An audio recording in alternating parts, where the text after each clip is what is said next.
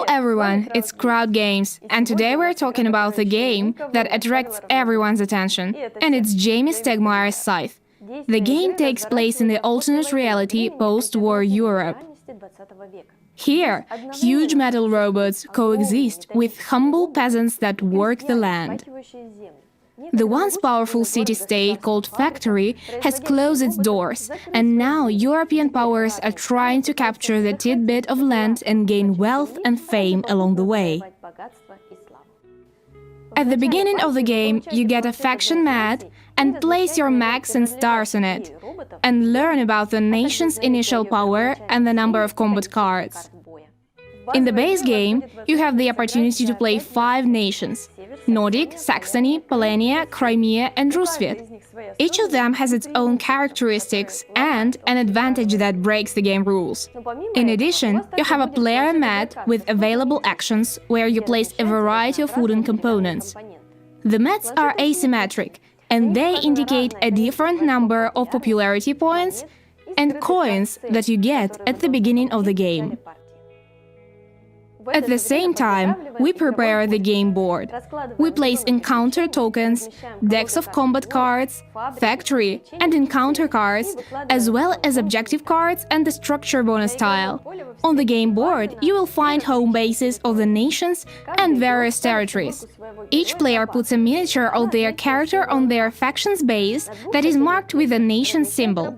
They place workers on 2 adjacent squares and then put their tokens on the popularity and power tracks. There are no rounds or phases in the game. Players take turns until one of them places the 6th star token on the triumph track. You gain star tokens for various achievements. We'll talk about them a little later. On your turn, you place an action token on a section of the player mat and perform their corresponding actions. For each action, you first pay a value marked in red, and then receive a reward marked in green.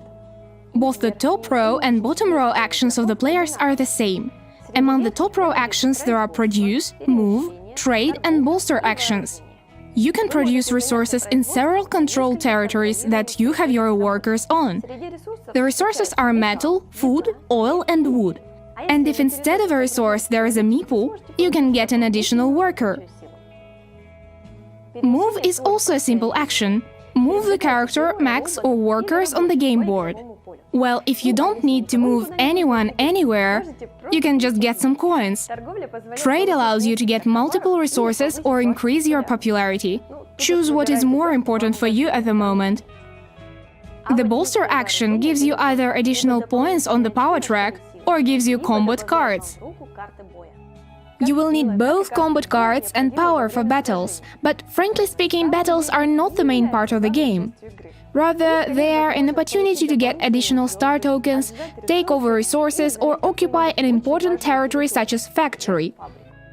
At the factory, you can gain a very important card that will add a 5th section to your player mat and provide you with additional actions. Whoever gets to the factory faster has more options as they have more cards to choose from. By the way, only your character can gain factory cards. This is their privilege. Again, only characters can trigger encounters. That is, pick up a token from the board and draw an encounter card, and then get some nice bonus. Now it's time for a small lyrical digression. When you look at encounter cards, you see the unusual art, which certainly draws attention and distinguishes the Scythe from other board games. All illustrations are by the talented Polish artist Jakub Rosalski, who combines impressionism and realism, fantasy and historical realities. Now let's take a look at the bottom row actions: upgrade, deploy, build and enlist.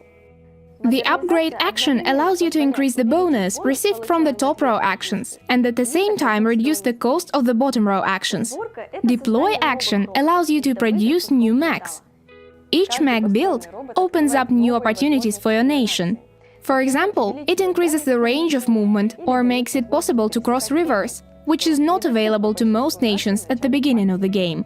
And during build action, new buildings are constructed. There are 4 of them: a monument, a mine, a mill and an armory. Their construction gives you additional bonuses for performing the top row actions. So, for example, a territory with a mill produces an additional resource when you perform the produce action, and the mine allows you to move faster using the tunnels. Neither the top row nor the bottom row action is mandatory, but you still have to move the action token to a new part of the player mat. This rule has an exception. If you play for Roosevelt, this nation can repeatedly perform the same action, as long as it sees fit. In fact, there are many similar exceptions in the game, and they make it interesting and diverse. All the actions on the player mats are the same, but they are grouped differently, and the cost of each action and possible rewards vary. For example, the deploy action costs one player 4 metal, and the other only 3. As a reward, the first one receives a mech, and the second gets a mech and 2 coins on top.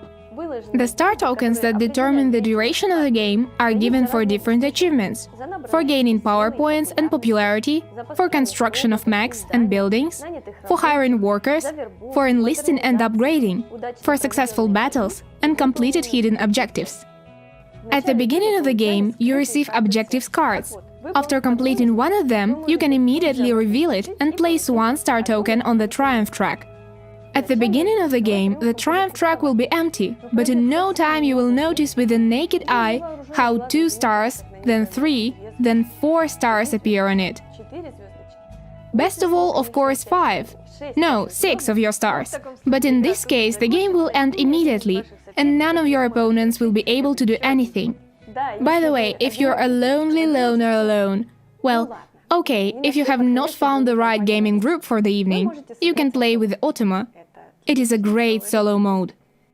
Since each nation has its own advantages, and there are different combinations of top row and bottom row actions, you will have to change your tactics from game to game.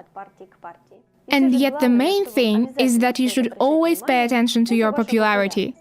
The higher it is, the more money will it bring at the end of the game for the star tokens, controlled territories, and produced resources. Despite the abundance of rules that during the first game may seem pretty complicated, everything in the game is very logical and interconnected. You capture new territories, produce resources, build and upgrade. Try to make a combo performing not only the top row, but also the bottom row actions. Slowly but surely, you are developing your country and leading it to prosperity. It should be mentioned that the game has 3 expansions: Invaders from Afar, The Wind Gambit and The Rise of Fenris. But that's another story.